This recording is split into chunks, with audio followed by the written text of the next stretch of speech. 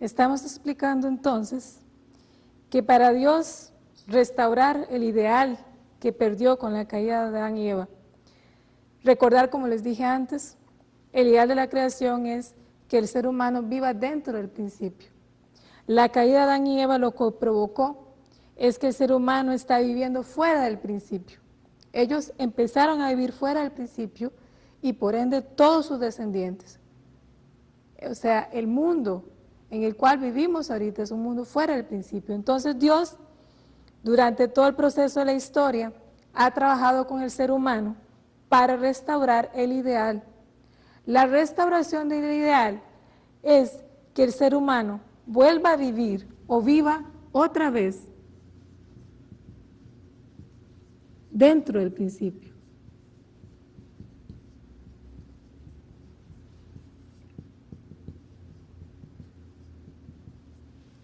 Entonces, la restauración del ideal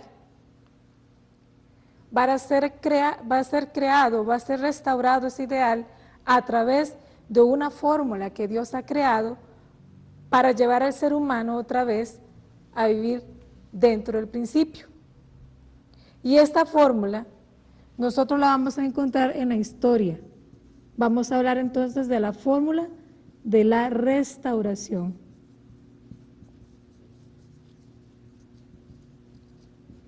Y vamos a ver cómo la Biblia describe esta fórmula de la restauración con los diferentes personajes bíblicos, las diferentes familias que Dios llamó para trabajar con ellos. Vamos a ver que pasaron bíblicamente 1600 años para que Dios se diera cuenta que existía en el mundo una persona que era sensible a Él. Y la Biblia dice que Dios se arrepintió de crear al ser humano en la tierra. Eso lo encontramos en Génesis 6:3. Dice, Dios se arrepintió de crear al ser humano en la tierra, porque la tierra estaba corrupta y llena de maldad. Pero encontró un solo hombre que era justo, que podía ser sensible a Dios, y este hombre fue Noé. Y Noé, Dios le pidió que hiciera un arca encima de una montaña. Cuando nosotros leemos la historia de Noé, simplemente la leemos.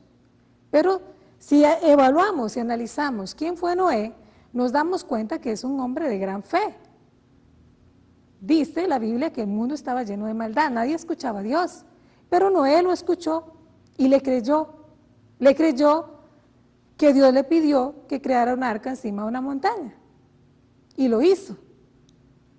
En una conferencia posterior vamos a ver qué fue lo que pasó con Noé, qué fue lo que pasó con su familia, porque también nos damos cuenta, en el principio divino, que a pesar de que Dios fue llamando al ser humano para aplicar esta fórmula de la restauración, para recuperar el ideal, se dieron muchas fallas en la historia de la restauración. Entonces, vamos a dejar a Noé para una posterior conferencia. Empecemos hablando de Abraham. Después de Noé, 400 años después, Dios llamó a Abraham. ¿Y qué fue lo que Dios le pidió a Abraham? Primero, Dios le dijo que saliera de la casa de su padre, que abandonara la casa de su padre. El padre de Abraham era un creador y adorador de ídolos falsos. Y a Abraham, Dios le pidió que saliera de la casa de su padre y fuera a la tierra que él le indicara. Y Abraham lo hizo así. Abraham salió. Después de que él salió, por haber tenido fe en lo que Dios le pidió, entonces Dios le hace otro pedido a Abraham. Y Dios le pide a Abraham una ofrenda. Y Abraham cumplió con la ofrenda. Posteriormente vamos a estudiar cuál fue esa ofrenda. Pero lo que hizo Abraham fue establecer una condición, una costumbre, un hábito que Dios pudo tomar y empezarle a revelar al ser humano su palabra. ¿Qué fue lo que perdió Adán y Eva? Adán y Eva perdieron en el jardín de Edén la palabra de Dios, el mandamiento. Dios les había dicho a ellos, no coman del fruto. Ese fue el mandamiento que Dios les dio. Pero ellos no lo cumplieron, perdieron esa palabra, perdieron ese mandamiento. Y durante 1600 años, hasta que Dios llama a Noé, Dios no puede volverse a comunicar con el ser humano. 400 años después, llama a Abraham y le pide a Abraham una ofrenda. Y Dios empieza a relacionarse con el ser humano a través de las ofrendas. Y fueron las ofrendas, el cumplimiento de esas ofrendas, lo que posibilitó que Dios siguiera revelando o dando conocimiento a la humanidad. Muchas personas piensan o podrían pensar, ¿por qué Dios le pedía ofrendas al ser humano? La ofrenda es una pequeña condición. Voy a ponerles un ejemplo, porque a veces no explicamos bien esta parte y la persona queda un poco confusa de qué es lo que significa la ofrenda. Vamos a tomar un ejemplo pequeñito. Digamos que el niño, un niño de 8 años, se porta mal en la casa o desobedece a sus padres y ellos le indican que no puede ver un programa de televisión, ¿verdad? Porque ese programa no es adecuado para él. Pero el chiquito aprovecha la ausencia de los papás y en el momento que sale pone justamente el programa de televisión que sus padres le han indicado que no. Sus padres se enteran, se dan cuenta porque el hermano lo acusó, porque la empleada les dijo, qué sé yo.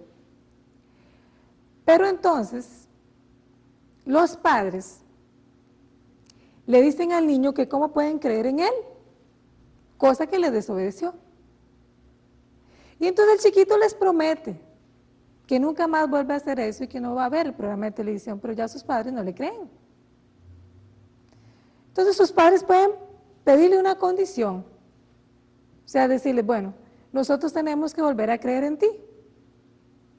¿Qué tal si usted todos los días, en la mañana, para volver a creer que vas a obedecernos, arreglas tu cuarto?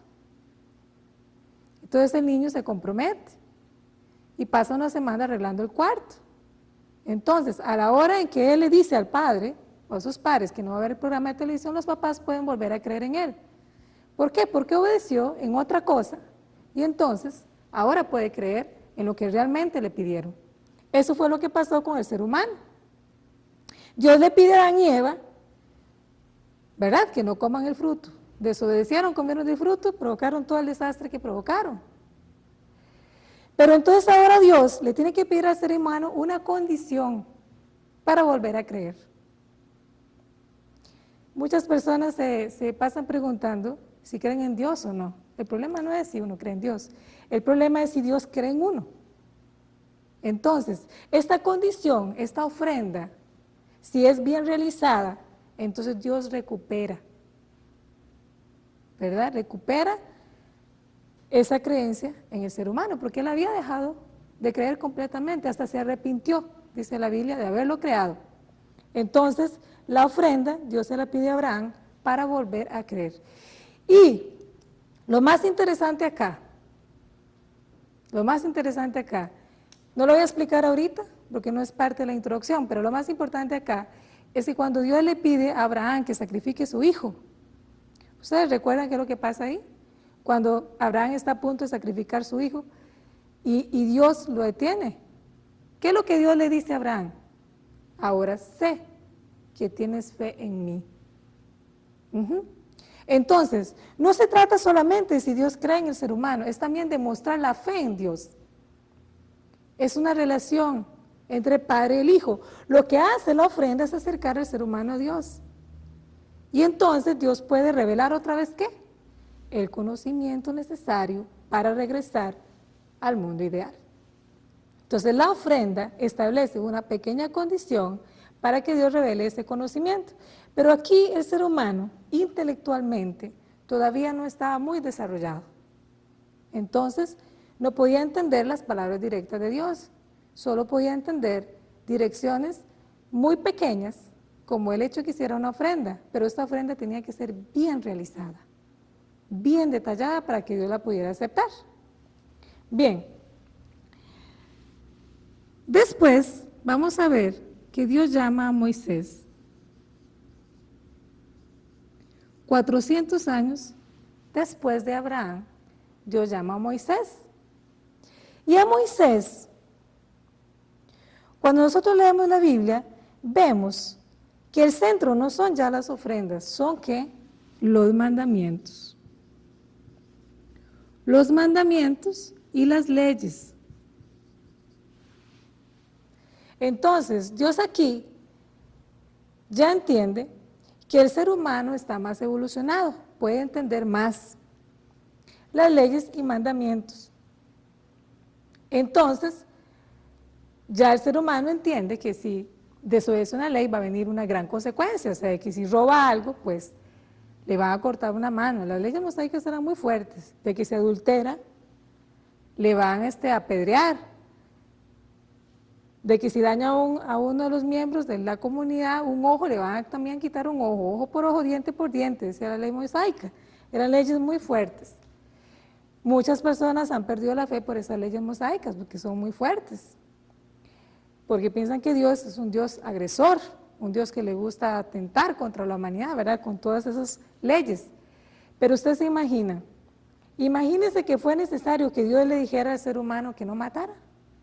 ¿Por qué fue que Dios necesitó decir al ser humano no matar?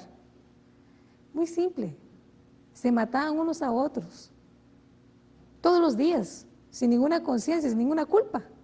Hay una parte en la Biblia, que ahorita no recuerdo, pero que incluso dice que una de las leyes mosaicas prohibía a los hijos ver con deseos sexuales a sus padres, o sea, evitar el incesto.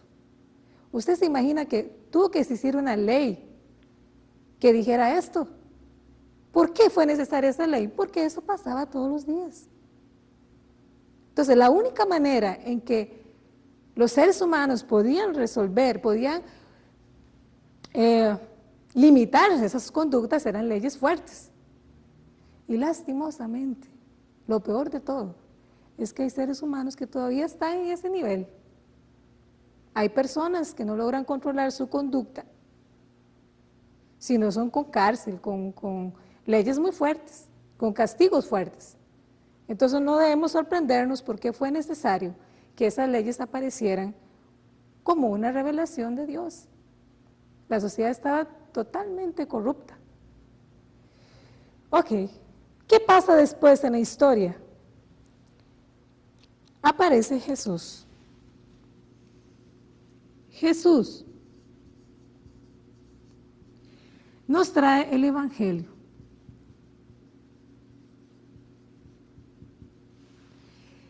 ¿Y de qué habla el Evangelio? Si nosotros leemos los evangelios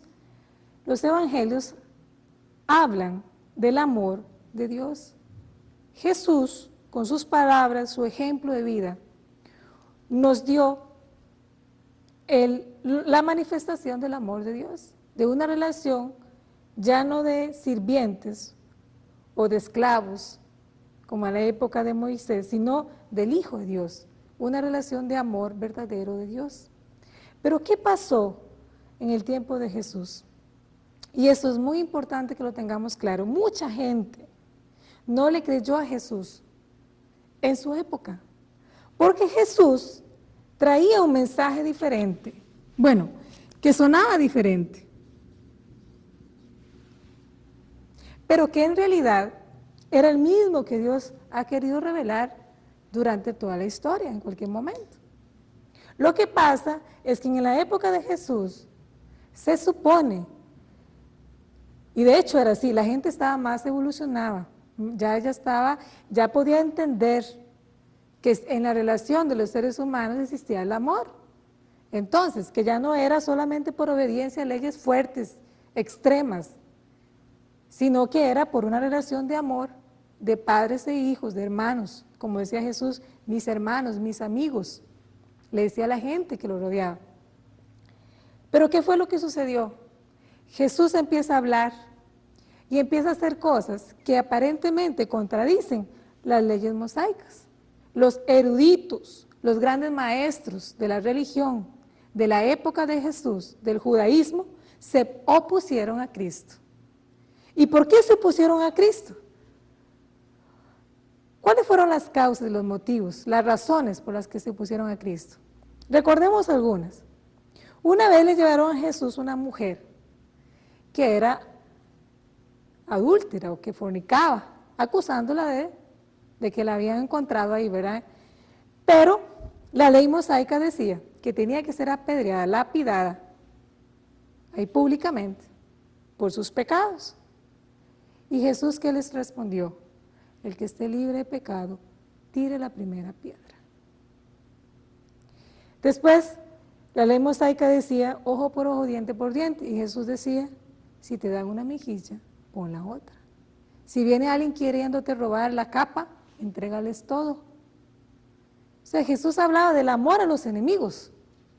Aquí hablaban de que si alguien me hacía un daño, entonces yo podía desquitarme haciéndole lo mismo. Esa era la ley mosaica. Pero Jesús empezó a hablar del amor a los enemigos. Entonces, aparentemente Jesús contradecía el mensaje que Dios había intentado dar a través de Moisés. Y ahí estaban los eruditos, estudiando las Escrituras. Ahí estaban diligentemente con las Escrituras. ¿Verdad? Ver qué encontraban en las Escrituras para contradecir a Jesús. Y constantemente le estaban cuestionando. Y entonces Jesús les decía, escudriñad las Escrituras, porque creéis tener en ellas la vida eterna, pero no queréis venir a mí para que tengáis vida. Y también decía Jesús, ustedes dicen que Moisés, que creen en Moisés, y fue Moisés quien escribió de mí. Si creyeras a Moisés, también creerías en mí. Y ahí estaban, leyendo, para contradecir a Cristo. ¿Quiénes? No era la gente humilde, eran los líderes de la religión. Entonces, Jesús no fue entendido en su mensaje de amor. No fue comprendido. ¿Por qué es importante entender esto? Porque hay una fórmula aquí que hay que descubrir, hay una fórmula de la restauración que hay que descubrir en la historia. ¿Y por qué fue necesario todo ese tipo de cosas? Entonces Jesús empieza a decir a la gente, vamos a revisar Juan 16, 25, Juan 16, 12 y Apocalipsis 10, 11. Jesús le decía a la gente que había muchas cosas que él tenía que enseñar, pero que la gente no le iba a entender, pero que iba a llevar una época en que esas cosas iban a ser enseñadas directamente. Vamos a leer Juan 16, 25. Dice, estas cosas os he hablado en alegorías, o sea, en parábolas. La hora viene cuando ya no os hablaré por alegorías, sino que claramente os anunciaré acerca del Padre. ¿Qué dice? Va a llegar la hora en que claramente se va a hablar acerca del Padre. Pero también dice 16, 12, aún tengo muchas cosas que deciros, pero ahora no las podéis sobrellevar. O sea, el mismo Jesús decía, tengo muchas cosas que decirles, pero ahorita no las van a poder entender. Pero cuando venga el Espíritu de verdad, Él os guiará a toda la verdad, porque no hablará por su propia cuenta, sino que hablará todo lo que oyere y os hará saber las cosas que habrán de venir. Muchas personas piensan que la Biblia es la verdad completa acerca de Dios. Ahora, Jesús habló 3 años seguidos predicando. Y si ustedes leen los evangelios son una repetición de hechos de la vida de Jesús. ¿Ustedes creen que las palabras de Jesús están contenidas, todas las palabras de Jesús, en los evangelios que conocemos ahora? Jesús habló 3 años. En aquella época la gente no acostumbraba a tomar datos para escribir. La gente escuchaba y después recordaba los discursos y empezaba a contarle a otra gente lo que venía. Y las escrituras bíblicas, o sea, después del Evangelio del Nuevo Testamento, se empezó a escribir mucho tiempo después de que Jesús ya había partido. Entonces, muchas de las cosas que habló Jesús ni siquiera están escritas acá. La Biblia es un libro manipulado. Aquí se sacaron libros, se acomodaron textos, de acuerdo a la conveniencia de cada religión. Entonces, no podemos decir que la Biblia es la verdad completa de Dios. Dios es infinito. Un Dios infinito no puede estar reducido a un libro de ese tamaño. Para mucha gente, especialmente para los cristianos, debe parecerles un poco incómodo que se les diga estas cosas. Pero el ser humano actual no puede contentarse con las explicaciones que se han dado en las religiones hasta hoy. Leemos también en Apocalipsis 10:11 que se dice: tenéis que profetizar otra vez sobre muchos pueblos, naciones, lenguas. ¿Por qué se habla de que hay que profetizar otra vez? Jesús prometió su regreso. Jesús habló del Señor de la segunda llegada. Él empezó a decir que tenía que volver. Y habló de una nueva expresión de la verdad, que va a venir el tiempo en que todos los misterios se van a acabar y que la gente va a entender completamente quién es Dios. Cuando venga Él, el Espíritu de la verdad, les hablará de la verdad completa, porque no hablará por su propia cuenta, sino lo que viere cerca del Padre. Entonces, cuando venga el Señor, viene con una nueva expresión de la verdad.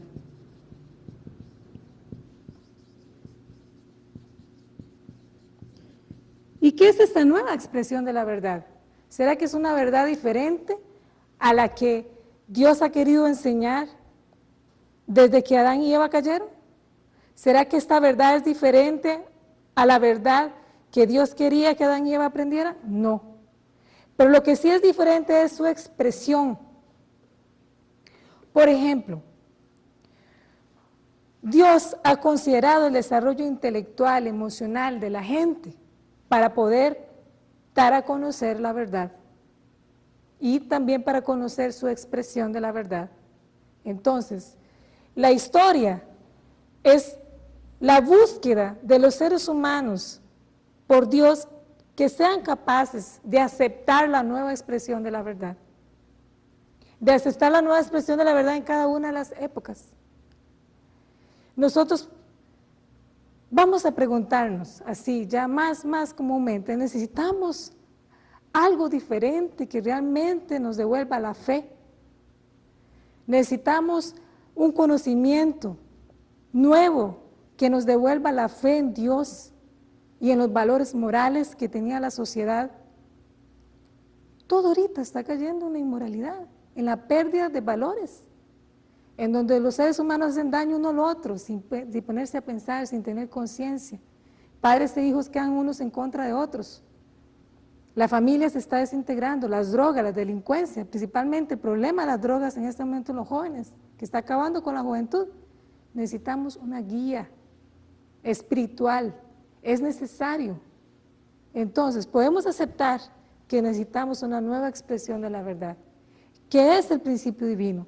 El principio divino que está contenido en este libro, que tiene este nombre, contiene esa nueva expresión de la verdad.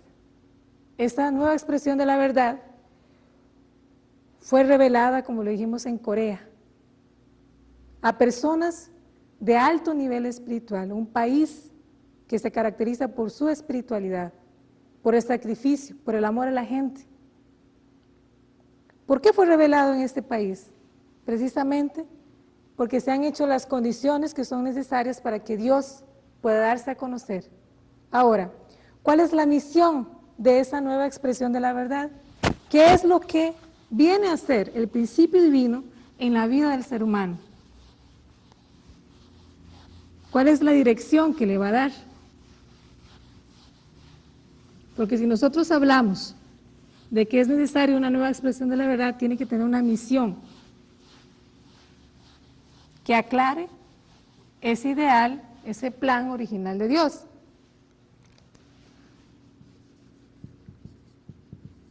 Entonces, la misión de la nueva expresión de la verdad.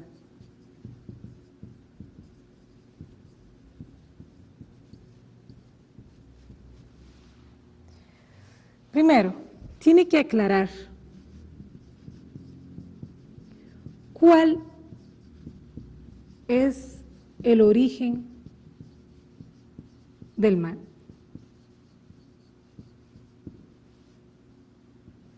¿Cuál es el origen del mal que nos ha llevado como seres humanos a crear este mundo lleno de maldad, de autodestrucción, de daño hacia la naturaleza? ¿Cuál es el origen del mal? ¿Cuál es la meta?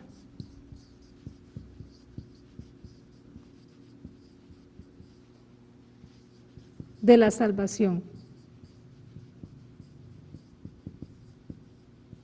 del ser humano. Y no solamente cuál es la meta, sino cuál es el camino de la salvación del ser humano. ¿Qué significan los últimos días?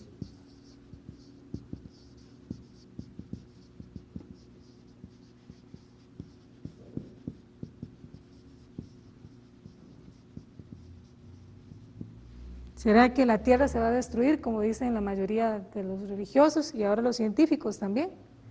La tierra va a ser destruida por el ser humano, por desastres naturales. ¿Qué significa? ¿Qué significa resucitar?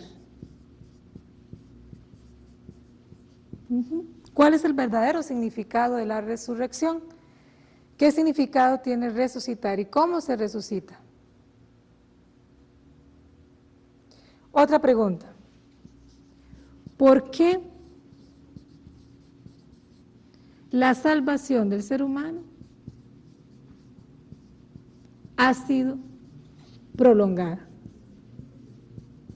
¿Por qué Dios ha tardado tanto tiempo en completar el proceso de salvación humana? ¿Será que a Dios le gusta este mundo como está y por eso le ha dado tiempo? ¿O por qué no lo ha hecho hasta ahora? ¿Cómo es que se salva el ser humano? ¿Es Dios quien nos salva? Y también tiene que responder el motivo de por qué el Señor tiene que volver. ¿Por qué es necesario el regreso del Señor? ¿Por qué? La Biblia nunca habló en el Antiguo Testamento de que Cristo venía 2 veces, solo hablaba de un Mesías, de la venida de Cristo, unigénito de Dios.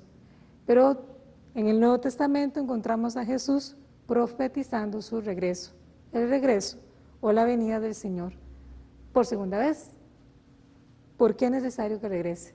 Esas son preguntas que la nueva expresión de la verdad ha de responder, y también tiene que presentar esta nueva expresión de la verdad un conocimiento que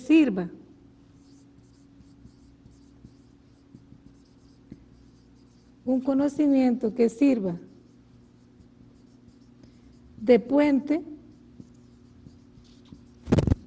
entre religión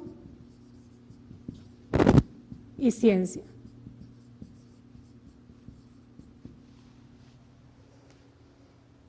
Y tiene que responder también cómo se va a solucionar las guerras entre las personas, entre los países, las guerras raciales. Tiene que responder cómo acabar con este tipo de problemas en nuestra sociedad. Bueno, esas son preguntas que si ustedes permanecen ahí, escuchando el principio divino, van a saber que existe ahora la nueva expresión de la verdad y que va a dar respuesta a estas preguntas. Y que ustedes, al igual que yo, van a saber muchas de las cosas que nos hemos cuestionado ante la vida a través de estas conferencias del principio divino. Bien, hasta acá llega la parte de la introducción. Vamos a continuar entonces con la primera conferencia que se llama Los principios de la creación.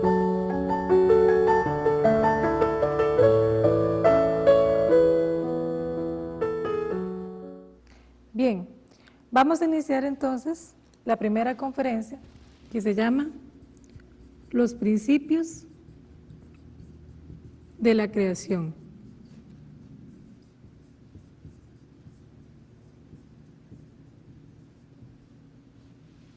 ¿Qué significa principio o principios? Para que nos quede un poco claro, vamos a tomarlo como sinónimo de leyes. Pero acá también el principio divino ha sido, o el libro, el principio divino ha sido traducido a muchas lenguas. Entonces en español está traducido como los principios de la creación, pero en realidad debería decir las leyes de la creación. ¿Qué es una ley? Una ley es algo incambiable. Cuando nosotros estudiamos en el colegio las leyes de la química, sabemos que si mezclamos oxígeno con hidrógeno, siempre nos va a dar agua, ¿verdad? No nos va a dar leche, ni Coca-Cola, ni nada de esas cosas. Ya le hice publicidad, ¿verdad? No nos va a dar nada de eso, siempre va a dar agua. ¿Qué quiere decir una ley entonces? Que si yo tomo dos elementos de la naturaleza, siempre vamos a tener la misma sustancia, no va a cambiar. Otra ley, para explicar otro ejemplo, que es una ley, la ley de la gravedad. La ley de la gravedad, sabemos que si yo tomo este pilot y lo lanzo, va a caer por la fuerza de atracción que ejerce la Tierra hacia el pilot o hacia cualquier cuerpo. Entonces, esta ley va a ser aplicada o va a funcionar en cualquier parte de la Tierra, de nuestro planeta, o sea, aquí en Costa Rica, en cualquier otro lugar donde estemos. Entonces, una ley siempre funciona igual para todo, es aplicado para todo. Entonces, lo que vamos a estudiar acá son los principios o las leyes por las cuales Dios creó el universo. A muchas personas, cuando se hablan de leyes, de reglas, de límites, no les gusta. ¿Por qué? Porque eso quiere decir que yo tengo que comportarme de acuerdo a esa ley. Por ejemplo, yo no sé si es la misma realidad en todos los países, pero aquí en Costa Rica tenemos un grave problema de leyes de tránsito. La gente no le gusta obedecer las leyes de tránsito. Y hay muertes por accidentes de tránsito todos los días. Las leyes son necesarias para ordenar. Las leyes son necesarias para que no nos dañemos unos a otros, tanto a nivel de la física, porque si yo violo la ley de la gravedad y digo, no me gusta la ley de la gravedad, y voy a retar a la ley de la gravedad, entonces me voy a lanzar de un edificio de 5 pisos. ¿Qué va a pasar? Pues, ¿verdad? No lo hagan, por favor. Pero la persona se va a dañar, incluso puede hasta morir. Igual las leyes de tránsito son necesarias para que el tránsito se ordene y no sufran todos esos accidentes de tránsito. Pero a la gente no le gusta obedecer leyes.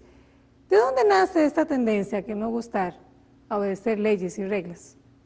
De que vivimos en un mundo fuera del principio, como lo dije antes. Vivimos un mundo desordenado que se creó sin principios y sin leyes. Entonces, nuestra tendencia interior también es a vivir sin leyes y principios.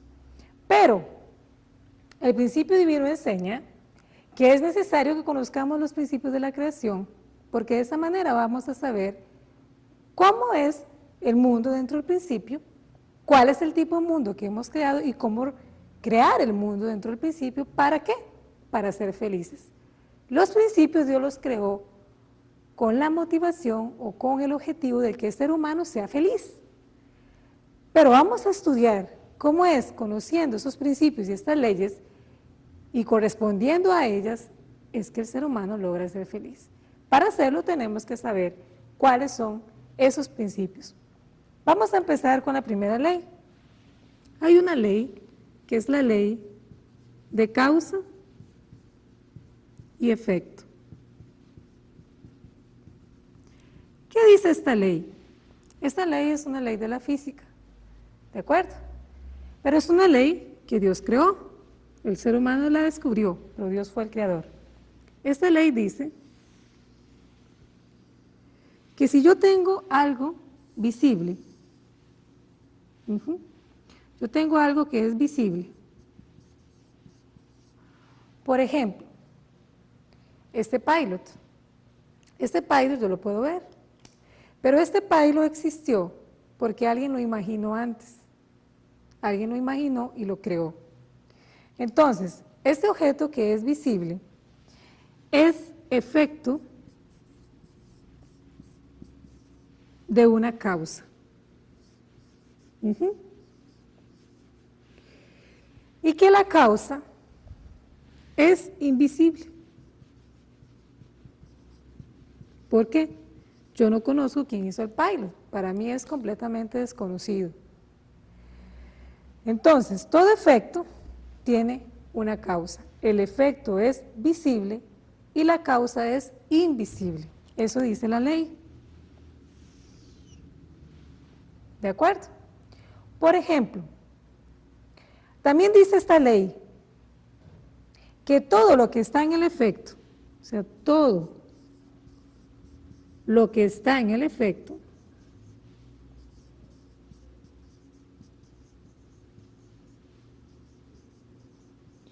tuvo que haber existido antes en la causa, o sea, está en la causa. Todo lo que está en el efecto está en la causa. Entonces, este pilot no pudo haber existido tal cual sin haber estado antes en la idea de alguien. Exactamente igual, alguien lo ideó, alguien lo imaginó, hizo un plan para hacerlo y lo construyó. ¿Ok? Entonces, todo lo que está en el efecto está en la causa. Entonces, si yo quiero conocer la causa de este efecto que es visible, entonces me basta con estudiar el efecto. Aunque yo no vea la causa, yo puedo estudiar el efecto y darme cuenta cómo es la causa. Si yo quiero saber cómo es la imagen previa de este pilot, nada más lo estudio, ¿verdad? Lo estudio y ya puedo crear o volver a recrear esa imagen. Ok. Otro ejemplo es, si yo tengo acá una pintura, cualquiera, pero yo quiero conocer el autor de esa pintura y el autor está muy lejos de mí, incluso ni lo conozco, nunca lo he visto, pero a mí me basta estudiar la pintura, ¿verdad? Las características, el contenido, puedo incluso darme cuenta en qué época fue hecha, los gustos de la persona que lo hizo. Entonces, estudiando la pintura, yo puedo saber o conocer el autor. Yo puedo saber quién es el autor estudiando la pintura. Todo lo que está en la pintura estuvo, ¿qué? Antes en el autor. Entonces, así puedo conocerlo. Entonces, esta ley se aplica a todo, ¿verdad? Entonces, vamos a hablar acá de la creación, o lo que es lo mismo, el universo visible, o sea, todo lo que nosotros sabemos que existe, un universo. Ese universo visible, la creación, tiene una causa, ¿verdad? Recuerden que es una ley que se aplica a todo, tiene una causa. Y es estudiando el universo como yo me doy cuenta cómo es la causa. Entonces, si aplico esta ley dice que todo lo que está en el universo está en la causa. Para conocer la causa, tengo que saber entonces estudiar las características del universo. Para la gente de fe, esa causa es Dios. Para la gente que no es gente de fe, puede llamarle energía, naturaleza, no sé, el nombre que quiera darle. Pero vamos a estudiar la causa, ¿de acuerdo? Vamos a estudiar la causa del universo, estudiando al propio universo, las características que tiene el universo. Esta ley, como le dije, es una ley científica, no es una ley, no es un postulado, no es un supuesto filosófico, no es una ley descubierta y comprobada científicamente. Incluso grandes científicos como Isaac Newton la usó para crear, ¿verdad? Perdón, para estudiar las teorías que él estudió o lo que él descubrió. Entonces, también nosotros vemos que esto es bíblico. Si nosotros queremos estudiar o saber quién es Dios, podemos irnos a Romanos 1:20. ¿Qué nos dice la Biblia en ese pasaje bíblico? Romanos 1:20 dice que todo lo invisible de Dios, su poder eterno, su deidad, todo lo que es desconocido a nuestros ojos, es visible a través de las cosas creadas. Entonces lo voy a leer, dice, porque las cosas invisibles de Él, su eterno poder y deidad, se hacen claramente visibles desde la creación del mundo, siendo entendidas por medio de las cosas hechas, de modo que no tienen excusa. ¿Qué queremos decir con esto? Las personas que dicen que no conocen a Dios y no saben quién es Dios, y que a la larga al rato ni Dios existe, no lo pueden decir porque existe el universo. Como les dije, tal vez no quieran llamarle Dios, no importa, llámenle en causa, vamos a estudiar la causa. O sea, no hay excusa.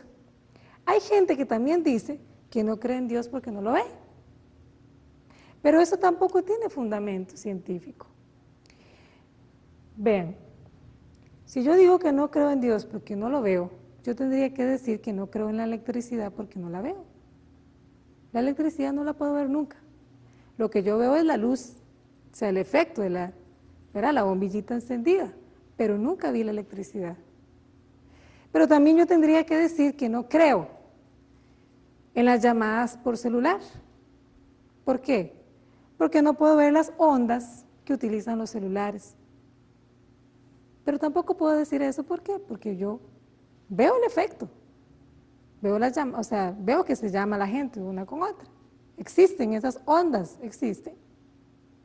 Y así, con todas las cosas que yo no vea, yo tendría que decir que no creo porque no veo. Entonces, el argumento de decir que no creo en Dios porque no lo veo no tiene sentido. ¿Saben cuándo los seres humanos decimos que no creemos en Dios? Cuando no queremos asumir nuestra responsabilidad ante las leyes. Porque creer en Dios significa que yo tengo que ser responsable. Significa que yo, conociendo los principios, ya no puedo decir y alegar ignorancia. Yo tengo que responder y tener una cuota de responsabilidad. Cuando nosotros decimos Dios, ¿qué viene a nuestra imagen? Vienen responsabilidades, límites, ¿verdad? Obediencia, cosas que no nos gustan generalmente. Aquí, en esta conferencia, nosotros vamos a saber que es importante, ¿verdad? Tener esa cuota de responsabilidad, ¿para qué? Para saber cómo comportarnos. Y cuando nosotros decimos conocer a Dios, ahí la cosa queda más complicada, porque conocer a Dios es algo temible para mucha gente.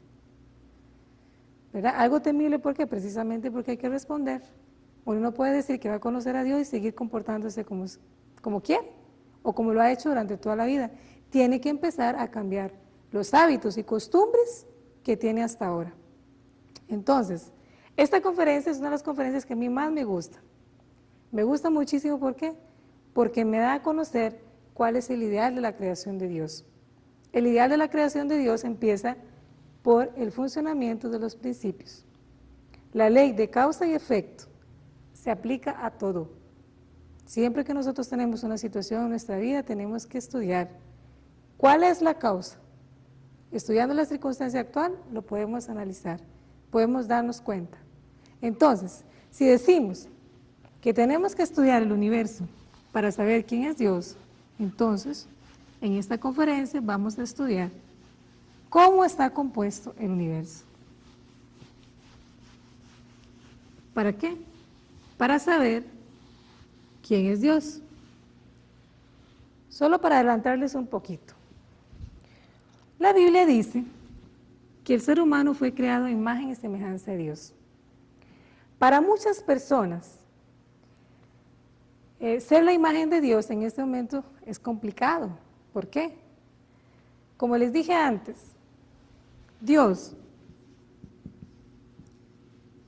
el Dios que nos ha enseñado es que Dios es completamente bueno. Pero el ser humano que tenemos acá no es un ser humano completamente bueno, es un ser humano lleno de defectos y sobre todo un ser humano con tendencia a la maldad. Entonces, ¿qué significa ser imagen y semejanza de Dios? Bueno, significa que el ser humano tiene las características de Dios.